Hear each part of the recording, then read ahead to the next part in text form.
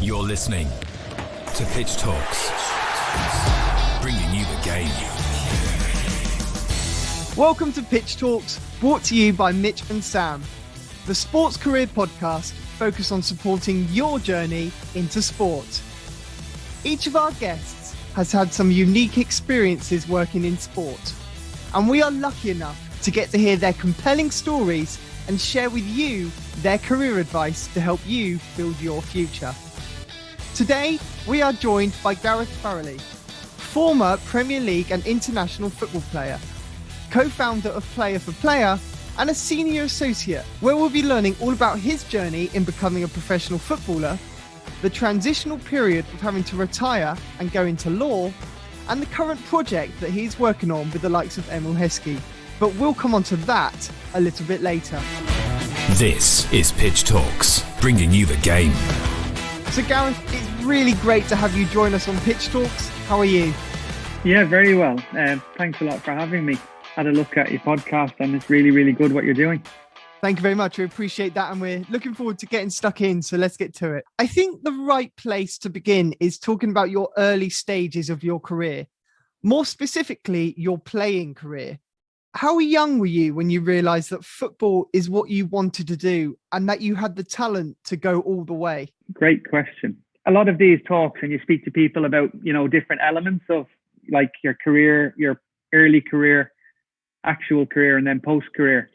So I think with regards to that process for me, I would have said that I probably started to take it seriously at 13.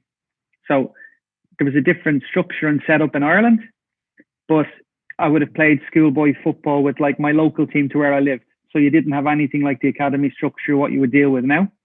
But then there was obviously elite or clubs that would have had a reputation for the better players, either one, moving on to youth international honours, or two, opportunities to get trials to go and play in England. So I kind of took the decision on myself, and I was lucky. My parent, there was a club in Dublin called Home Farm. It would have been one of the top clubs at the time. There's a lot of amazing footballers who kind of had their career there and then came away and played in England. Ronnie Whelan would have been an example. There was different players who always appeared to be getting the opportunities to go and play and look to forge a career. So at 13, I went to their trials, which was kind of strange. Turned up at the trials and did well, and then kind of started to play at a higher level of schoolboy football, if you like. And in Ireland, you have a different situation. In under 14, there's an elite tournament played between all of the leagues in Ireland, which is called the Kennedy Cup. So your first aim was to try and, again, go through a process where you would be selected to play for your league. And at that time, it would have been the Dublin District Schoolboy League, who you represented. And then there was kind of a natural transition towards under 15 international squad. And you have the same setup as you would have in the UK, under 15s and under 16s, which you were a part of. And kind of by that period, you start to kind of affirm that it's likely you're going to get an opportunity to move across to England. The weird part of that being that you've climbed to the top of one particular ladder, but all you've done is like kind of buy a seat at the table, if you like, with regards to coming across. And I think it was a big culture shock, getting used to being big fish in a little pond and then coming across to England and facing the challenges that went with that. So I was very lucky. I had a lot of clubs I could have signed for at the time, and I was offered a professional contract, which meant at that time I didn't have to do the equivalent of a scholar now, which would have been a YTS, youth trainee scheme then, and signed for Aston Villa. So from kind of 13, 16, 17, your path is kind of mapped out for you, but you're always starting to think more seriously about whether you can, become a footballer. The funny thing for me, guys, was, sorry not to go into it, was that I had quite a good counterbalance, because I went to my school in Dublin was an all Gaelic speaking school. So they had no interest in soccer, football. So basically week to week, all they were interested in was whether I was going to be able to play Gaelic football for the team. So it did a very good job of keeping you grounded, because you may have played under 15, under 16 international football at the weekend, and when you went back into school on Monday, all they would be bothered about was whether you were going to be able to play for the Gaelic team on a Tuesday or a Wednesday. So it was interesting. You've played for some of the most recognisable English clubs in the game, even today, from, like you mentioned, Aston Villa, Everton to Bolton and Blackpool. What was the actual experience like of playing in front of thousands of fans? And looking back over your time as a professional player, was there any real standout moments in your player career? Perhaps any important goals, perhaps? Looking back now, Mitch, and it's one of those things that it seems further and further away now when you start to look back and reflect. I'm obviously getting old, but standout, I think, is that, again, from a younger person's point of view, you set yourself these dreams when you're growing up. So the first one was I wanted to become a professional footballer. I was able to achieve that. One of the other major ones would have been I wanted to play for my country. And again, it's one of the things that you kind of you aspire to. And I think in kind of bringing your question together, making my debut for Aston Villa and playing for Aston Villa was a huge thing for me. But obviously I had a difficult time while I was at Aston Villa. I signed for Everton because that was the club I supported as a boy. Signing for Everton at that time was an opportunity for me to be around who would have been my heroes. I signed for Howard Kendall, Adrian Heath. I got to go to the club that I'd always dreamed about playing for, and I was able to do that. Bolton was kind of slightly different because there was a very, very difficult first season at Everton, which was a season where we nearly got relegated. We only stayed up on the last game of the season, and I was fortunate to score a goal in that game, which was obviously like a huge thing for an Everton fan as a boy to be able to take part in something of significance like that. But footballing realities are, manager got sacked after that game and a new manager came in, and as an Evertonian who'd come through a really, really hard time and was looking forward to kicking on, I ended up in a situation where the new manager turned around and said, well, you can leave. So I went from having an outcome like that in a footballing context to playing 8 minutes football the following season. So stark realities. I then made the decision to move to Bolton because I wanted to prove myself as a player again. And Bolton invariably associated me with the goal that sent them down, because when we stayed up with Everton, they were the team that got relegated that year. And you can talk about VAR. I still have a laugh with people about, we played in the first game at the Reebok Stadium where Terry Phelan cleared a ball that was clearly over the line, but obviously there was no goal line technology. So it took a while to kind of move through that. But then I managed to play in the playoff final and score where we beat Preston to get back up into the Premier League. And I had 5 years at Bolton. But I, again, kind of fell out with the manager and then moved on. I took a job as a player manager in Ireland with the club I grew up with, Bohemians, for 2 years, which was a huge learning curve, because as a player, your sole focus is around dealing with yourself, but then you become a manager and you realize the scale of the job and what you have to deal with that. You have to manage upwards as well as dealing with the players. I did that for 2 years. And then, as you mentioned, I came back to Blackpool because we'd still kind of maintained our home in the Northwest and was kind of a part of the squad that got promoted from League One to the Championship. So, yeah, varied, checkered, good memories, bad memories. I speak about my career. I would obviously speak to a young Gareth in different terms now, to my own experiences when you're living it, because sometimes youth is wasted on the young.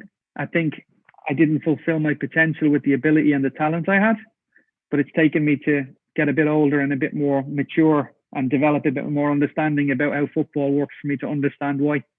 No, I'm just saying, not getting deep on pitch talks, but I think it's always better to be honest with people, to say that there's a perception that you're living this utopian Hollywood lifestyle, but fundamentally I have a love of the game that I've never really lost. But fundamentally, there's lots of parts around the game that can make it very, very difficult. You're listening to Pitch Talks.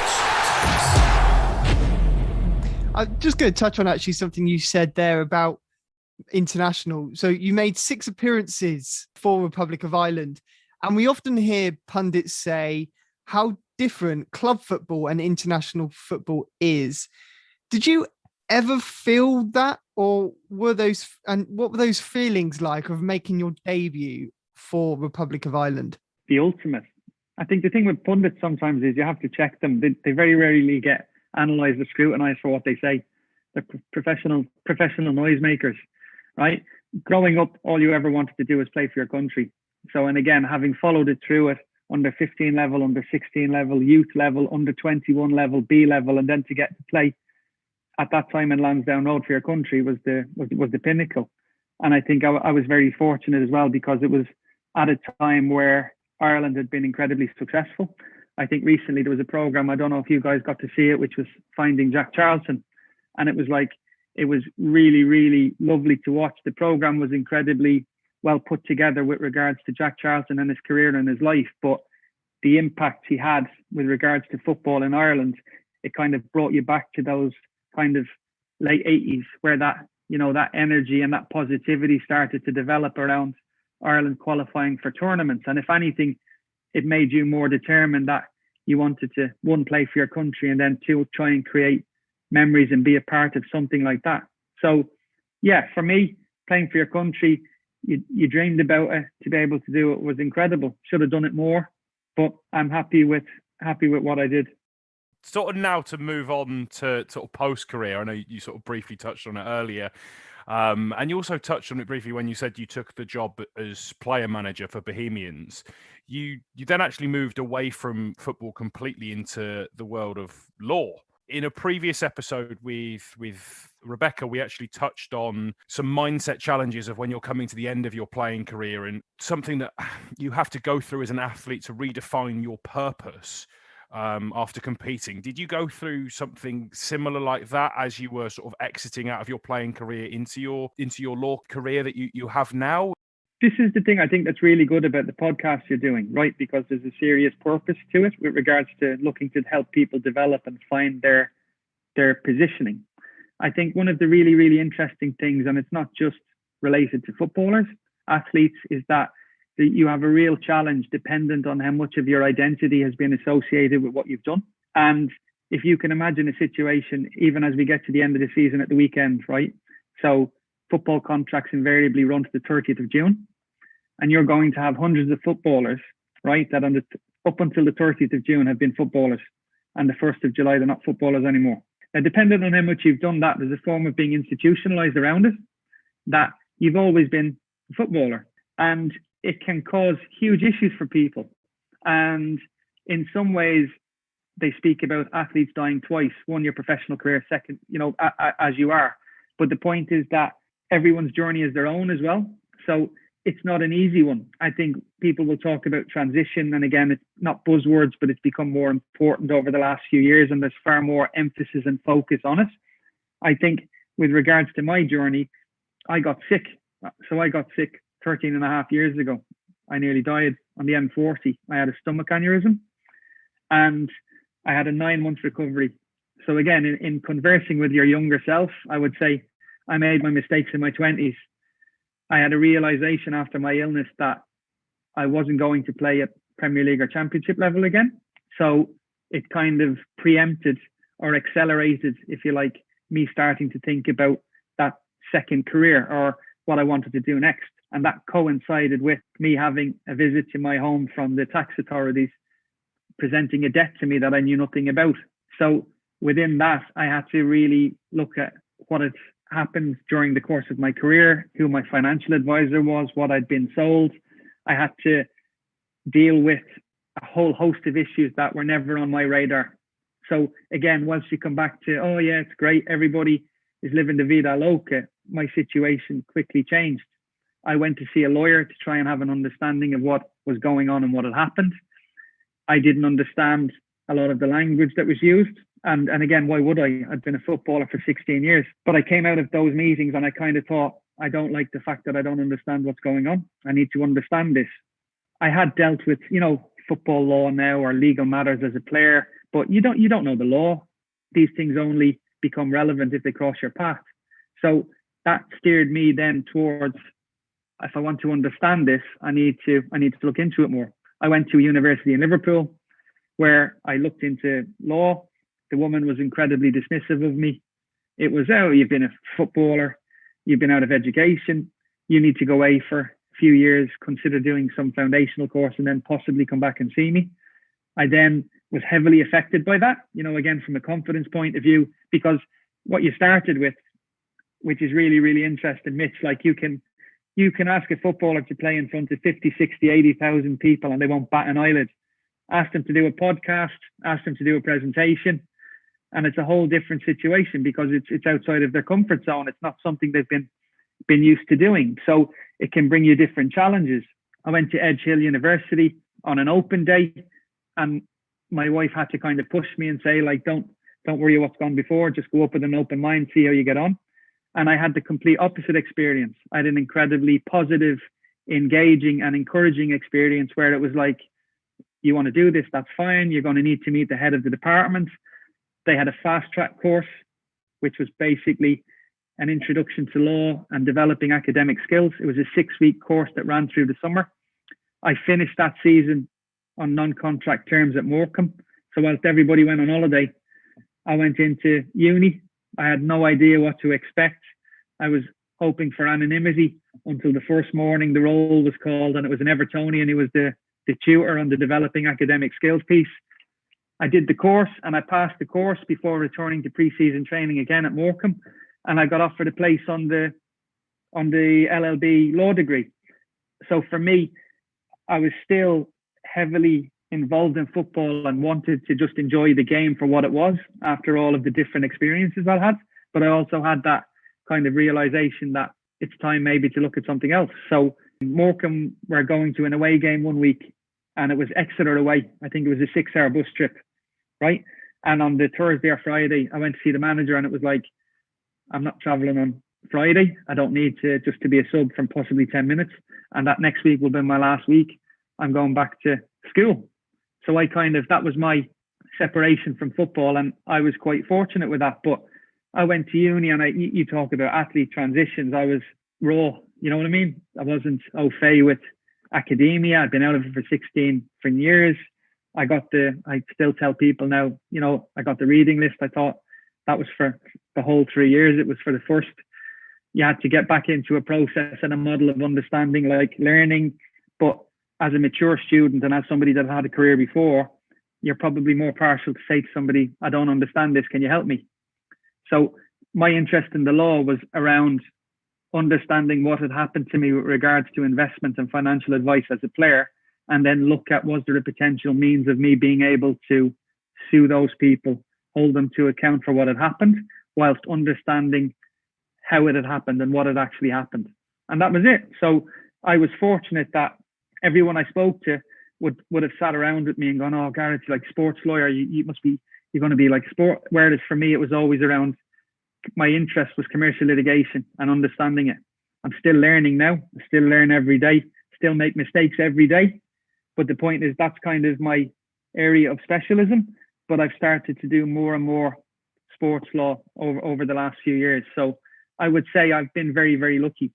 And I'm still talking too much. Sorry. So no, that's not a problem. The main premise of the podcast is to get your insight in your experiences. So the more you speak, the better. That's as far as we're concerned. Mitch often says no one really wants to hear me speak. So the more you speak, the happier he is. So there's a couple of things I wanted to touch on in there, and one was to actually reiterate your point there about mature students. Having both gone straight from school into university, certainly on reflection, it feels like actually now would probably be an even better time, if not, sort of when you went at your point in life, because you weren't just going to university because you thought that's what was best for you. You went to university because you had a particular desire to learn something about your life experience that you'd gained to that point. And I think actually we touched on it in our episode that you don't necessarily have to go straight to university. You can get that life experience first before you need to go back. And I was wanting to see if that was your experience having been back, but also to tie in the fact that you were working at university while still playing, and whether on reflection you would potentially have done that earlier in your playing career and maybe advise those that are currently still in their playing career to do something similar. There's a slight crossover with player for player with this, which we'll get to, right? And I think what it comes back to is, as I said earlier, youth is wasted on the young, right? So we can sit here all now and like, I'm obviously still on trend because I've got a hoodie on. Obviously not as smart as your hoodies, but obviously I'm still. But there's a reality that I think the challenge is how you can communicate and articulate a given position to a given individual at a time, right? So when you're playing football and that's your world, it rightly has to be your world, and you're totally absorbed in that.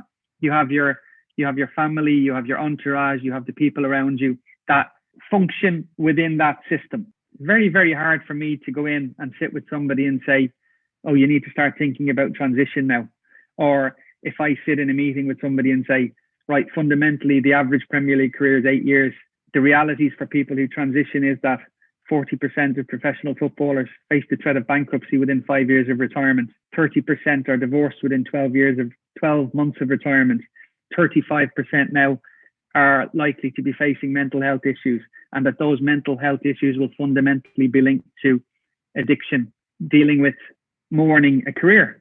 They will turn around to me and say, as with an academy, if I go to speak to a parent or a young player and you say, well, 0.01% of you are going to have a career, there will always be the human nature element where they will turn around and go, well, what he's saying doesn't relate to me because I'm that 0.01. You have to be very careful how you try and present that, because the more vociferous you are presenting it, the more likely that people are going to kick back and go, this guy, like, it's not relevant to me. And it isn't going to be relevant to me. And it's only later on where there's a likelihood that someone may come back and go, Jesus, I listened to that podcast a few years ago and didn't register with me at all. But a lot of what you actually said came through. Now, you equally don't want that to happen for somebody to have such an experience that it's going to have a really, really detrimental impact on their transition, their career, and issues after that. But it's a fundamental reality. Sport is ruthless. Professional sport is ruthless. Despite all of the trappings and fame and notoriety that people perceive through the media, it's anything but straightforward. And you need to be a particular personality. You need to have a particular mentality to be able to survive within that. But when it's gone, it's gone. You can't, it's like I said earlier about that 1st of July, you can't go back. You're not going to be able to do it again. You may be able to replace it by being a pundit, which gives you some level of involvement and retains purpose. You might be a coach, you might be a manager, but whilst the jobs are expanding and there's like countless opportunities around sport, you can't get to be a footballer again. So my uni experience was, I was lucky because I knew what I wanted to do. Sam, I wasn't working. You know what I mean? I don't think I had jobs and I had things I was involved with, but fundamentally I was a full-time student and I was lucky. But for me to turn around to say to a young person, oh, go and live for a few years and then you're going to appreciate your university experience better a few years later. It's all relative, isn't it? Because we all follow our particular path, and the path here from an education point of view is do your GCSEs. In football context, if you get some great, then you'll naturally move on to A levels, which again, it's few and far between the amount of footballers that would probably study A levels whilst they're in the system. In some cases, it would be seen badly upon that if you went into an academy and said, my son is different. I don't want him doing a BTEC that he's never going to use. He's not going to be a lifeguard when he retires. You know what I mean? I want him to do A levels. Yeah, just to touch on that, actually, a very sort of relative story is that we both went to the same school that Eddie Howe did. And I asked, I think when I was just about to start my A levels, I asked one of the PE teachers that had been there, decades. Hopefully she doesn't listen to this and get offended. I asked her, I said, you obviously taught Eddie Howe. What was your experience with him? And she said, he came to her and said, I've just had an offer of a professional contract from Bournemouth. What do you think I should do? To which she turned around and went, finish your A levels. If they really, really want you, they'll come back for you. And sure enough, he, subsequently ignored her, went off, had a playing career of, I think, 5 to 6 years and got a career-ending injury, but then got very lucky with his, and he's obviously a fantastic coach now that he had great success at Bournemouth and now he's up at Celtic. So, but yeah, I thought we'd just sort of touch base, sort of sound very similar to what you were about to say there, that actually that was exactly the same as your story there. You're listening to Pitch Talks, bringing you the game. What I'd love to touch on now is your current role, or one of your many current roles, as the co-founder of Player for Player, a career management collective providing trusted services in the football industry, where you work with iconic names such as Emil Heskey, Stilian Petrov, Michael Johnson. Referring back to some of the challenges that you just touched upon, were those challenges that you faced personally the reason or the fuel behind setting up Player for Player? First part of what you said, right? So just to separate that the one point within it, which I think is quite important, is that there has to be an absolute honesty in how you speak with people. You know what I mean? And I think that can be when you're sat with professional players who are either currently playing and at the peak of their powers, are people that are starting to have to think about that transition piece. And in some ways, there's a degree of denial. You know what I mean? That you don't really want to consider that end is coming. I think when you've been through that journey, you become a little bit more perceptive to it. So there has to be the ability to relate and communicate. So it's like you say about all of different talks you do with regards to my career path, my football career. And it's not conventional with regards to any of that, but no career goes in a straight line, right? So a lot of my footballing experiences, people don't want to talk about because it's not sexy, you know what I mean? And it's not the narrative. A lot of those are negative. A lot of the relationships and the experiences I had are negative. So I see the world differently based on my experiences. So, and I'm comfortable with that. You know what I mean? I can be honest with you. I didn't fulfill my potential, but yet I achieved all the things I wanted to as a kid, and I'm fine with that. I now focus a lot of my energy on one, trying to help players, but also to try and help them avoid some of the pitfalls that we have all gone through. And that's the reality. The question you ask, right, is it with regards to player for player, is that once you start education and learning, it's like it's a gift, isn't it? You never want to stop. So can I do my degree? When I started my degree, I thought, I'm never getting through this 3-year degree. If I get through it in 12, I'll have done a terrific job, right? You do the degree and you think, well, I've achieved something again. An identity I've achieved. I've passed my degree. Didn't think I would do it. It was incredibly hard work, but wow, it's an achievement. Next part in an educational context then is that I'd like to do a master's. Right. So what masters are out there, which are invariably still associated with sports, but how do I get into that? And I identified through a friend who works at the FA that UEFA had started to run a master's program for international players. So it's UEFA Master for International Players, dealing with the administration and management of football.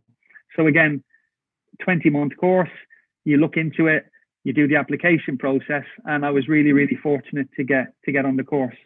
So during the course, and mine was the second cohort, you come across people who have, again, had incredible careers, incredible experiences, and you start to build friendships kind of within that group. And as you get to know people and, again, build relationships with people, you start to understand what their career was, their experiences. And I think you get to know these people as much in the classes, but also in an evening when you get an opportunity to socialize and have something to eat and have a drink and be able to kind of regale stories of your past or how things were for you. And that includes that transition, because people who were on the course were kind of finding their way. For some of them, that was their first step into transition. I'd like to do this course. I think it will enhance my opportunities. And within those conversations, all of the people you mentioned, plus Gazka Mendieta, were like, listen, we've all got our networks. We've all got people who are part of our peer group, some of whom are still playing, some of whom are further ahead of us in their transition or retirement. And that one of the things we identified was there's a lot of people need some kind of help and guidance around that. So again, it's not, there's no rocket science around it, but it's the point of as much being like roadmaps, signposts that you could say to somebody, right, you don't need to worry. You don't have to have all the answers immediately. You're not a footballer anymore, but there's so much opportunity out there. And then you just need to start to look, assess, investigate different things, see what you like, something you may have an interest in already, and then start to feel your way. Because again, there's a misconception sometimes that retirement plans, and it's not just limited to athletes, that, well, I'm going to play golf forever. I love it. I'm going to get my handicap down. I'm going to travel the world. And then within 3 months, people are start thinking, oh, this golf stuff, I think I need something else to do. Or what am I really interested in? I'm going to try punditry. But again, it's a job, it's a trade, it's a profession. You need to educate yourself around it if you want to have sustainability, because at that elite level of people that have had incredible careers, they will always still be in that elite position. So you have to upskill yourself to make sure that you're capable, that you're professional, that you become a go-to person for that and build that reputation and profession in that second career. So there's a lot to think about and a lot of different challenges. So Player for Player was kind of born out of that, where we were like, well, let's look at setting something up and see where we get to with it. So there's services within that are probably relevant to that, the conversation, the transition, Some sports do it very well already. There is far more emphasis now. The player unions, in football's case, the PFA, are very good, but everybody's case is their own again. And it comes back to that pride point about some people don't want to go, well, I'm kind of struggling, I don't know what I want to do. And pride, privacy, embarrassment, insecurity, all of the challenges we all face on a daily basis that are just exacerbated by the fact that if you walk into a room and you've been a professional footballer and you say to somebody, I'm kind of struggling with this, it's not easy, is it? It's not easy to say that. So we've had the same year as everybody has. It's been incredibly challenging. Lockdown, like we talked about Zoom links 15 months ago, we wouldn't have known what a Zoom link was. People would have thought we were crazy. The evolution and development of the podcast, giving people something to listen to, but it's different challenges. So that was the reason, Sam, that's where Player for Player was born out of. One last thing, you actually mentioned it about some sports doing it better than others, and whether there's any sort of lessons that football can learn specifically from the likes of Rugby Union that certainly from my perspective seems to do it better looking after the players once when they're coming towards the end of their career or actually during their career, that they seem to have that, not plan B, not second option, but that future career lined up whilst they're still playing. Can football learn lessons from Rugby Union, or are we already there? Listen, lessons will be learned. God, how many times do we hear that, right?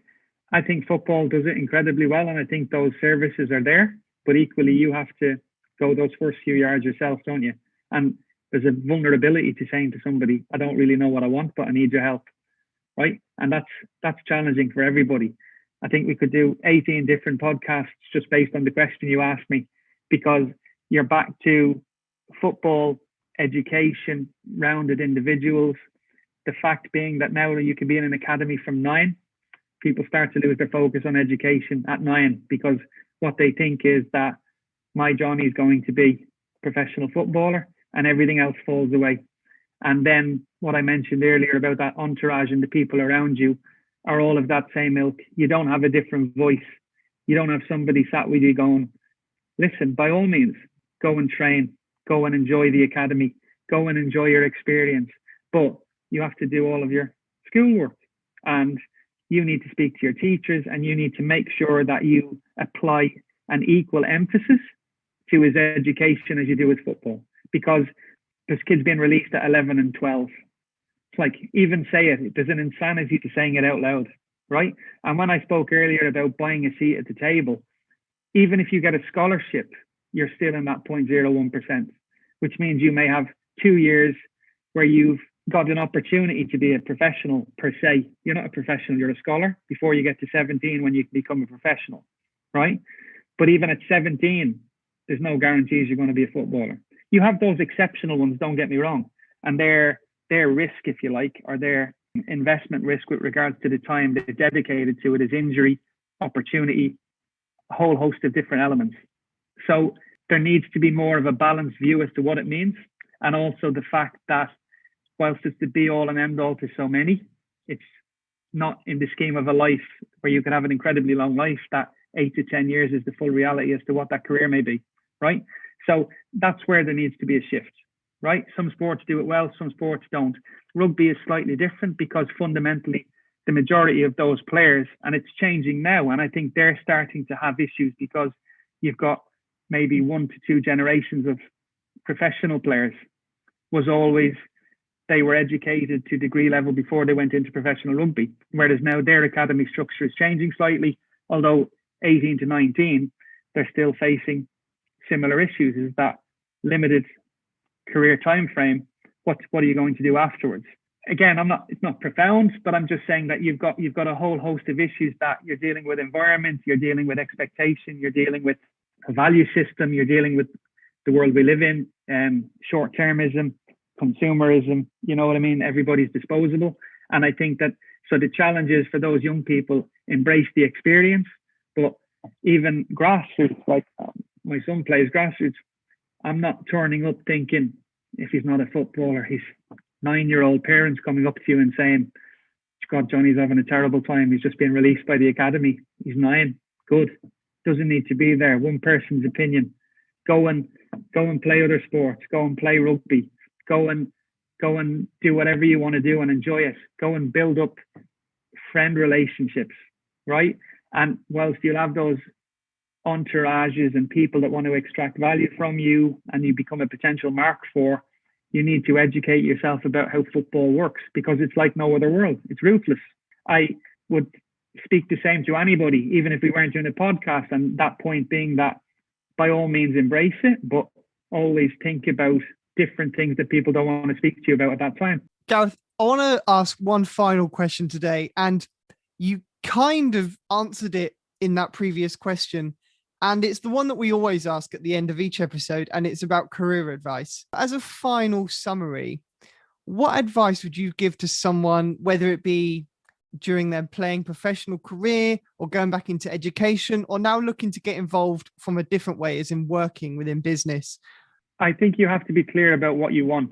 I think you have to ask for help. And I think you have to identify mentors or people in that particular sector that have the ability to guide you through it. Everybody's experience will be their own. I had role models when I played football, right? I ended up playing with a lot of them. Some of them are friends now. But equally in the legal profession now, I have the same. I have role models, people who I look to, that I say I want to be at the same level as they are. They've had 20 years head start on me, don't get me wrong. You have to think about it slightly differently. But obviously, it's important to still, maintain that kind of ambition and drive, irrespective of where you want to get to. But I think you need to be quite strategic about it, because, again, we're back to commercial awareness. You're back to, like, from a lawyer, you're back to different things about, like, career opportunities, career guidance. Everybody will tell you, oh, you know what I mean? It's going to be easy. It's going to be great. You're going to be able to do this. Employabilities are incredibly high levels, but it's all challenging, but it's equally competitive and challenging for everybody. So I think having a plan and being clearly defined in what you want to do, identifying the people that work in that sector that you have the potential to maybe seek to tap into or engage with, and then be willing to ask. Gareth, it's been a chat that's been insightful on so many levels. I kind of don't really know how to summarize, but it's been great to hear about your pathway into football, the challenges from, say, hanging up your boots and career planning for the future, and at what point you decided to start doing that, which I think is a great lesson. And it kind of builds on, like Sam said, the conversation that we had with Rebecca a couple of episodes back. So it just adds another level onto that, which has been really, really fascinating.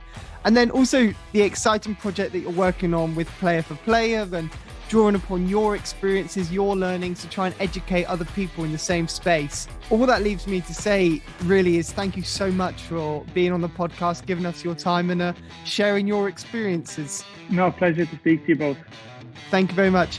And if you've enjoyed today's episode, make sure to leave us a review on Apple Podcasts or give us a follow on our social channels.